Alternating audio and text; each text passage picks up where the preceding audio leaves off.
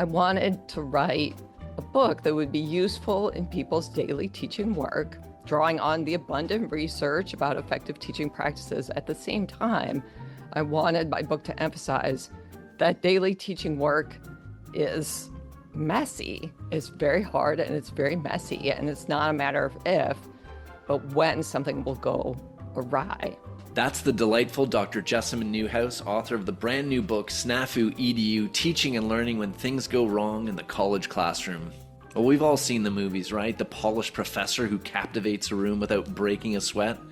But as many of you know, real classrooms are messier. Things go sideways often and unpredictably.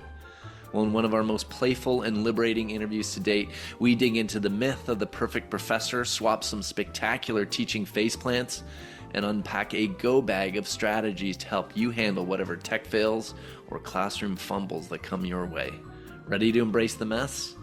Welcome to Higher Listenings. I'd like to kick things off with a little cinematic imagination. So picture a college professor, perhaps in a movie, imagining the elbow patches, probably not a pipe because you can't smoke anywhere, it seems these days, and students hanging on every brilliant word. So maybe set the scene for us. What's happening in this sort of stereotypical ivory tower moment? Yeah. Well, first and foremost, this is a performance in every sense of the word. My biggest beef with this representation is that it so completely erases a vitally true part of teaching and learning. They're really hard. They're like really, really hard to do effectively. But in this popular representation, the educator is just a born teacher and the classroom is completely instructor-centered, a very top-down transition model of teaching and learning that in real life is very limited and a limiting way to learn and to teach. My second biggest beef is that the way that these representations often, not always, but often reinforce gendered and racialized stereotypes about academic expertise and authority. In addition to those stereotypes, this representation, it sets unobtainable expectations for everyone. Even the most brilliant and engaging lecturer in the world, even that lecturer needs to stop and let students practice doing things in order to learn how to do things. And just as importantly, the professor has to keep learning as well. So Hollywood, please show me a professor going to a teaching conference. Show me a professor revising their syllabus because what they did a few years ago is not working as well now. I'm picturing someone from Dead Poets Society or something visiting the Center for Teaching and Learning and getting some advice from an instructional designer. That's right. Yeah, that's right. Going back to their office, like, oh my God, that tanked. What should I do next week? Or having an upset student coming to complain about a grade and figuring out what am I going to do? Like, that's what I want to see. It's possible those were in the director's cuts of those movies, and it just didn't make the final version. So I do want to leave that open. Jessamyn, you're bringing up very uncomfortable memories for me of my earliest days as a professor. The first time I watched myself on videotape and how short I fell of my own ideal of what I thought I was doing in the classroom. And what I love about this book is that you're choosing and inviting others to focus on a kind of uncomfortable space in our practice as teachers. So I want to know what drew you to this and why did you write this book and focus on these moments when the classroom, in fact, does not go so well? Yeah. Well, as a scholar of teaching and learning, I've always had in the back of my mind, how does advice and research about teaching reinforce certain norms and ideals, and not intentionally or consciously, but as discourse, as text doing ideological work in culture. So when I wanted to write about teaching, I was always asking myself, how could I write about teaching, giving actionable advice about teaching in real life in ways that did not do that, did not reinforce prescriptive ideals? I wanted to write a book that would be useful in people's daily teaching work, drawing on the abundant research about effective teaching practices. At the same time, I wanted my book to emphasize that daily teaching work is messy. It's very hard and it's very messy. And it's not a matter of if, but when something will go awry. I think those of us who have experience in the classroom are routinely surprised by the kinds of unexpected disruptors or difficult moments that can unfold in a classroom. Mm-hmm. Now seems like a time when it's more likely than ever Mm-hmm. that things are going to happen that are Mm-hmm. really not comfortable. We're in a very politically contentious Mm-hmm. environment. Everyone seems to be exhausted, still not quite Mm-hmm. over the pandemic or having found their feet Yes. again. Was that part of the motivation too, that this is a time when faculty maybe need to have these conversations and prepare for these sorts of moments? This moment, this present moment, when there's so many very, very big things going wrong for higher education, wrought mostly by outside political legislative attacks on curriculum, our efforts to improve inclusivity, other essential aspects of our day-to-day work. It's a good time to think about scholarship and teaching and learning and educational development as well. And I would take it as a big personal victory if in reading this book we could draw on the power of humor and laughter, even rueful laughter, maybe I'll say defiant laughter, not mocking anybody, not mocking students, but maybe by not always having to take ourselves so super seriously, we can counteract some of those demoralizing, discouraging, and disparate teaching realities. I know not everyone is willing or able to engage in the kind of self-deprecating joking, but that's one reason I shared a bunch of my worst mistakes in this book. So if you can't share your own, this is my permission to use mine. Okay, so speaking of missteps, and in the spirit of embracing our own blooper reel, do you have a faceplant teaching moment that you'd be willing to I share? mean, the book is chock full of them, so definitely Yeah. enjoy while you're reading. But I'll share one that didn't make it into the final draft, and it still haunts me. So this was back in 2008. This was in my U.S. history since 1877 survey class. I was really looking forward to class this particular day because we were discussing Born on the 4th of July. It's a memoir by a Vietnam veteran that students found very easy to read and very engaging, and it sparked really good conversations. But when class started that day, I could tell that very few students had done the assigned reading, and I reacted poorly. I got snappish and sarcastic and irritated, and I said something like, "Why was it so difficult to finish this reading for today?" And a student raised her hand and said, "Professor, we were celebrating Obama's election yesterday." The presidential election.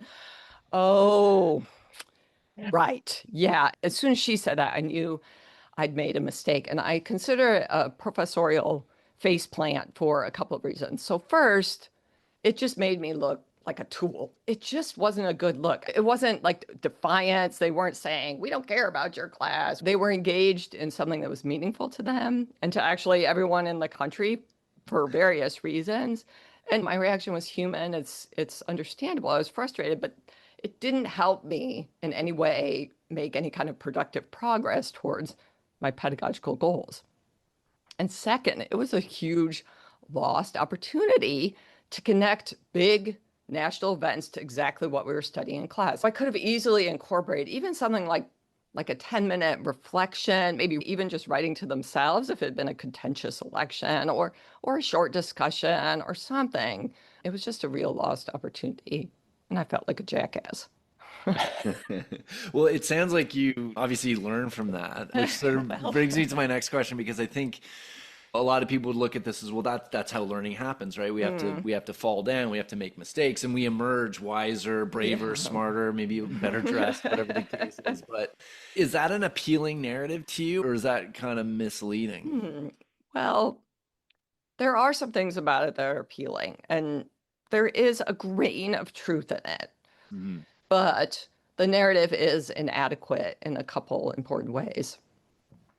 So many of the things that can go wrong in the classroom aren't about our own individual personal actions. Some things that we might be able to predict and productively respond to and possibly learn from and mitigate in the future, but at times things will go wrong. Another problem with this narrative is how discouraging it can be when we do make mistakes. So this narrative really downplays what it feels like to mess up or when our students mess up. And sometimes when that happens, there's no learning rainbow at the end of this horrible snafu. So take, for example, one that everyone teaching is almost for sure going to encounter. A student fails, your class fails. When a student doesn't make it through our class, and we know exactly how that final grade is going to weigh down their future academic career, it just plain sucks. The narrative of turning all mistakes into new knowledge is not sufficient for addressing those aspects of teaching and learning. And just one more thing I'll say about it is that this narrative plays into some of academia's worst tendencies, like over-intellectualizing our day-to-day life and fetishizing productivity above all. Like every mistake has to lead to something productive and positive. And last but not least, perfectionism. We have to fight that perfectionism.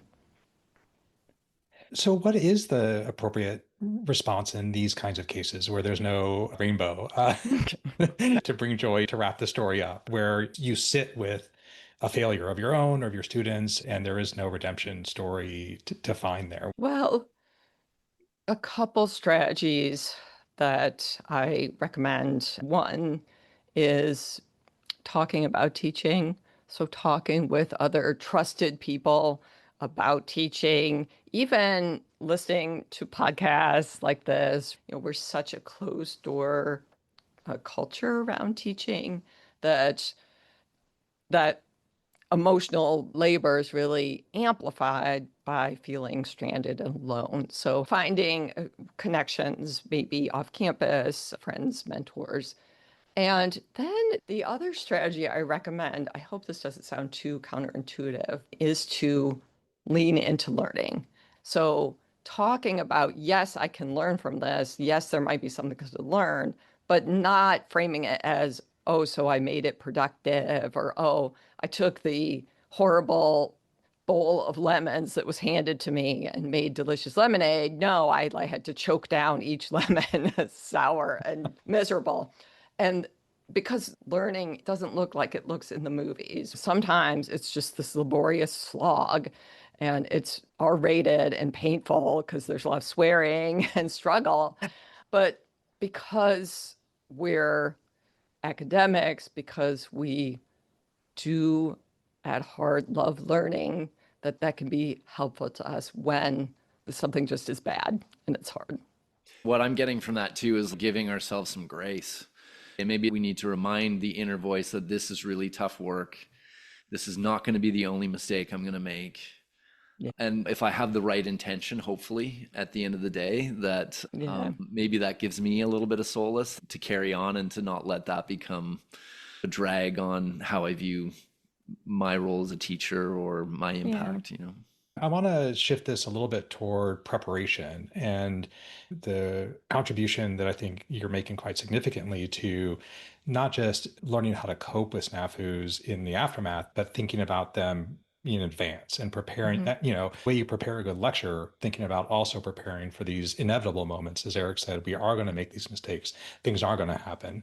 So he mentioned Robin Williams and Dead Poets Society. I love that you booed that because that is such no shade to Robin Williams. Robin Williams is brilliant, but that particular depiction gets under my skin. Of course, for all kinds of reasons. It's a very problematic. We should do an episode on that where we get a bunch of faculty educators to pick it apart. I also love the movie, but ruin the movie for people like me. Ruin the movie for everyone, right. So though it's unlikely that any of us is going to be a Robin Williams in the performance sense, right? We do have those moments of flow where we're feeling it. Like we are doing our mini lecture and everything's going smoothly. Whatever you say. At least maybe it's my lens on the past of, dreamily remembering exactly. the nostalgia effect here for me. So you're having that moment and then you call on a student and you mispronounce their name and you do it again the next week and you do it again another time and they finally have had enough and they just say, that's not my name or that's not how you pronounce my in front of the class, right? So here you've got this moment. What do you recommend we do to prepare for that kind of thing? First, this is a snafu that literally everyone teaching is going to experience at some point in one way or another, learning, correctly pronouncing, and using each other's names in class and in interactions with students. But let's be honest, learning names is hard. And I have to give a major shout out here to Michelle Miller's book, A Teacher's Guide to Learning Student Names. I mean, like chef's kiss. Should be required reading for everyone working in higher education. There are ways and means for learning names and helping students learn each other's names. I would call out, we Right. have just done an interview with Yes. Michelle Miller, so if they want to dig a little further into that, there's an Yes. episode for that, as I like to say. Yeah. And here's where I come in, where SNAFU comes in, is there's so many ways this can go wrong. So I use two repair strategies for when I mess up a name or when a student messes up my name. And those two strategies are first, use a script, and second, apologize. When I say script, I don't mean literally a script like actors use, but I do mean having at the ready a collection of short phrases or sentences that we can use almost automatically in tense or difficult interactions or when we face plant. So script in this context, it doesn't mean memorize, but it does mean practice. So now maybe you're super socially skilled, and so you're an off-the-charts extrovert, and never for 1 second do you feel the need to practice for human interactions. You don't know what I'm talking about. It sounds like a completely foreign language to you. And if that's you, well, I love that for you. How nice. But for the rest of us, scripts really help. So I combine my repair strategy for scripts with apologies. So when I do that, and it happens, I have the script. I'm sorry, use the correct name. Names are important. I know we've all been working on remembering and using them. I apologize for that error. Apologizing isn't fun. And again, positionality, context always matters. It won't look the same for everyone every time. But if we can, when we mess up, a short, quick apology is an effective repair strategy. Using a script can ease that pain a little bit because it's less reactive and more automatic. And I have one too for when students call me Mrs. Neuhaus or they try some variation of Jessamyn. Often it's my first name and it's mispronounced, so it's a double whammy. I could say something like, thank you so much for that comment. Before we get to that, just a reminder that while we're working in this context, in this learning community, I ask that you use my professional title, Professor Neuhaus. It's not easy to remember. I just messed up so-and-so's. You saw me do it 3 times. But I appreciate your effort on this.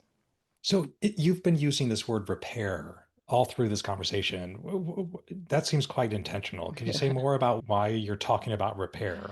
Well, first of all, it did come up with, we have a weakness for them in Scholarship of Teaching and Learning, an acronym. So it's STIR, Stop, Think, Identify, and Repair. It's just a way of framing some of the preparation we can do for when the snafus hit the fan, a reminder that in situations that pose problems, when things start to go wrong, we can often exercise some agency in the classroom, taking a beat to stop and using our big brains to think about what all might be going on, and then to approach with curiosity, try to identify all the factors, and then, when it's possible, take steps to repair the snafu. And I do just want to note here, I note it in my book, this work is not addressing the very worst case scenarios for classrooms like active shooter, physical threats. That's not a STIR moment, but I love that you picked up on repair instead of fix. And I didn't choose it just for the acronym. I thought really hard about how to normalize mistakes and missteps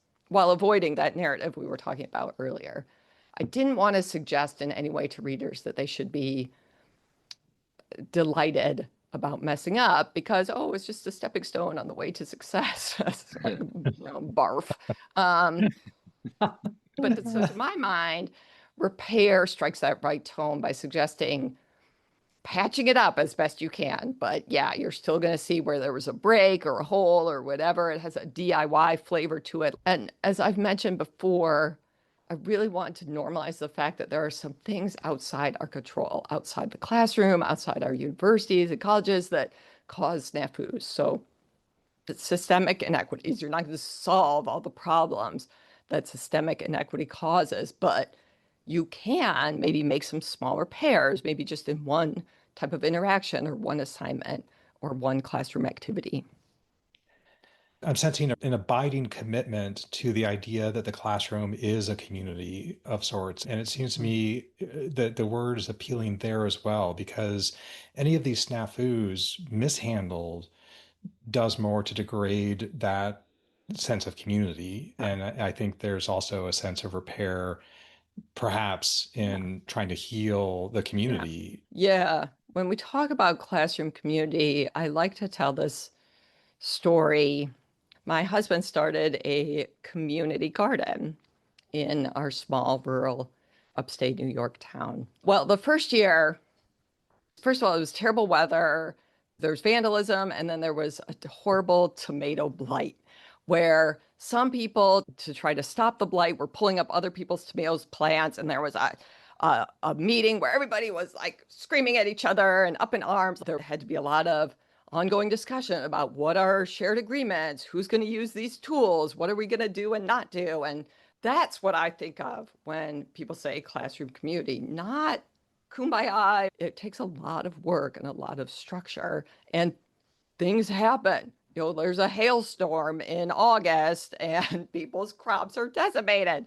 So you just have to think of community as something that is very rewarding and it works really well, but it requires a lot of structure and work. Without question, I think. And there are risks, I suppose, or threats to it. Could you say a little bit more about what you see as the triggers and how we might manage those in the classroom? Sure. I think the most important thing I have to say here, the thing that I see SNAFU really adding to our conversation, is that these 5 things I talk about, inequity, disconnection, distrust, failure, and fear, these things cause problems for learners and for educators. So I've already mentioned inequity, systemic intersectional inequity, which exists no matter how much certain politicians want to convince us it doesn't. It creates obstacles to students learning and obstacles to effective teaching, especially for any faculty member who doesn't, quote unquote, look like a professor. Disconnection and distrust are also aspects of higher education that researchers have been showing for a really long time, with major upticks in the post-pandemic era. These create problems for students' academic success. Like a student just doesn't feel connected in any meaningful way to the subject or the institution. It's going to be a lot harder for them to persist. Instructors need to experience some sense of connection to their work, to students and the institution. And distrust. I mean, talk about snafus in the classroom. Trust is the bedrock, but it often isn't central in our minds when things go wrong. And speaking of behaviors, students' fear can manifest in behaviors that on the surface look like something else entirely. So something that looks like disengagement or inattention or even disrespect can be rooted in deep student fear of failure or baggage left over from previous bad experiences in the school setting. We've talked a lot with experts in this field about the importance of trusting students. One of the most interesting dynamics of the AI conversation that's been unfolding the last several years has been centered around trust. And there's clearly a segment of faculty who just aren't willing to trust or ready to trust their students. And they want to monitor, they want to catch, they want to police them in some way, or at least their instinct is drawing them in that direction. Could you say a little bit more about that level of distrust coming from an educator and how that manifests? Well, when I was writing this whole section on distrust and increasing trust, I really wanted to get away from what seems to me to be like just a little bit too glib of an assertion that faculty need to get over themselves and trust students. The work that's involved to trust students, there are different levels. And frankly, that's a bigger ask for some people than others. And yet at the same time, there are elements of distrusting students in particular, that can really snafu teaching and learning in virtually every context. And what I would like to emphasize is it can make our teaching labor so much harder and more awful than it has to be. So let's take that example. I mean, I know very, very few people are thinking about it right now, but generative AI in the classroom. I know, like nobody's talking about it, but nobody's thinking about that. Not at all. What is that exactly? Yeah. Sorry. That's so last year, isn't it? Oh man, if only. So if your starting point right now is distrust of students. So if your starting point is you assume students want to cheat, that they do not want to learn how to do the things you want to help them learn, you're in a world of hurt. Now, I'm not suggesting a Pollyannish view of students here, but let's say your starting point is assuming that most of your students want to learn how to do stuff. And I would include in that they want to learn how to adhere to the academic integrity policies of their college and university. I'm going to assume that as a starting point. Now, you've got a whole bunch of different options and avenues for working with students as we're all trying to figure out something that we're in the midst of right now. And that's not just more effective teaching, it's less stressful and it's more rewarding. So I've gotten quite good at apologizing. By the way, it's just sort of a product of how I seem to operate in the world. Yeah. And it does get easier. We usually, it does. Eric and I usually start our Mondays with an apology. Yeah. So what's the value in telling students I messed up? Does that build trust and connection, or are we risking eroding authority, especially for folks like you said who might not look like, a typical professor? Well, here's the answer. And at certain moments and in some contexts, apologizing won't do the repair work we want it to do, where it leaves them too exposed to, for example, student biases, or in a department culture where it's going to be misread. All that said, I will share my personal experiences with it. I hate admitting I did something wrong. I've got a big, wide, unhelpful streak of perfectionism myself. But a real turning point for me was during the pandemic, when I really had to up my game in the learning management system. And I inevitably made a mistake, like click the wrong button or put in the wrong date. I realized because of the context, I'm like, we're all working through this and they know that I'm just learning this learning management system. I started being able to say, hey, everyone, I'm really sorry I put in the wrong date for such and such assignment. I changed it. Thanks for your patience.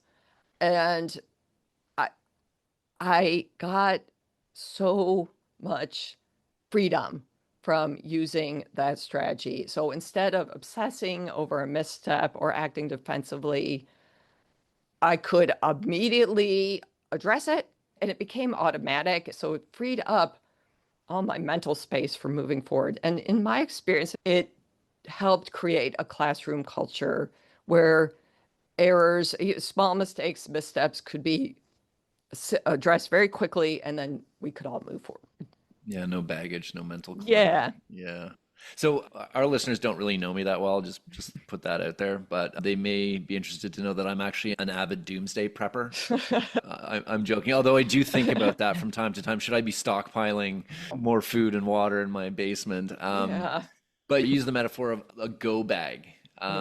So maybe tell us a little bit about what that is and why you think faculty actually need a go bag now, maybe more than ever. And I'm not sure if that's related to climate change or electromagnetic pulses coming from the sun or something. I love the metaphor of a go bag. Having a go bag means you're packed and ready for when things go sideways. In popular culture, in prepper world, it means you're packed for the apocalypse. So it's my snarky way of saying we can at least have a few things we can grab when the you-know-what hits the fan. So what's in your go bag besides like MREs and, snacks or? Yes, there's always snacks. There's always snacks in there. I can't be hungry, do anything productive or useful, let alone figure out how to respond productively and usefully when something goes wrong. If I'm hungry, I'm definitely like on the Hobbit meal plan of 6 or 7 meals a day.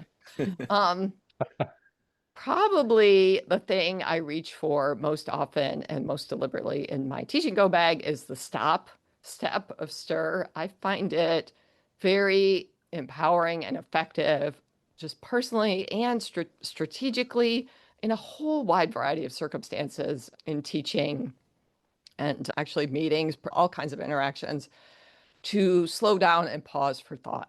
I'm not a theatrical person. I don't do professor performances, but I will kind of very deliberately say, that's really interesting. I need to think about that, and then really pause and think.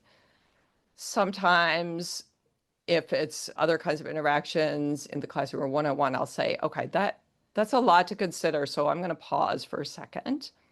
And sometimes you could do something like, I'm not really sure what a good next step is here. So why don't we all take a 5-minute break, get a snack, and I'll keep thinking and I'll come back with a plan, and so on and so forth.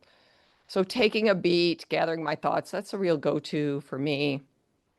And the other one I really use a lot is the one I mentioned earlier about leaning into learning, meaning taking a look at whatever has snafu'd my success or my students' success and figuring out if there's a takeaway, or in my case, something I could go read about and possibly write about. And to be clear, sometimes the learning really is just, man, that really sucked. Like sometimes that's it. So that's why articulating, I'm a word person. So sometimes even just articulating that I feel really bad about this. That might be the only learning I'm doing, but it can be really empowering so that sense of agency, what can I do and not do, to reach into that go back, look at the mistakes, missteps, and muddles as a chance to learn. Jessamyn, thank you so much. Thank you. Yeah, thanks so much. That was wonderful. Thanks for having me. Higher Listenings is brought to you by Top Hat, the leader in student engagement solutions for higher education. When it comes to curating captivating learning experiences, we could all use a helping hand, right? With Top Hat, you can create dynamic presentations by incorporating polls, quizzes, and discussions to make your time with students more engaging. But it doesn't end there. Design your own interactive readings and assignments and include multimedia, video, knowledge checks, discussion prompts. The sky's the limit. Or simply choose from our catalog of fully customizable Top Hat e-texts and make them your own. The really neat part is how we're putting some AI magic up your sleeve. Top Hat Ace, our AI-powered teaching and learning assistant, makes it easy to create assessment questions with the click of a button, all based on the context of your course content. Plus, Ace gives student learning a boost with personalized AI-powered study support they can access anytime, any place. Learn more at tophat.com/podcast today.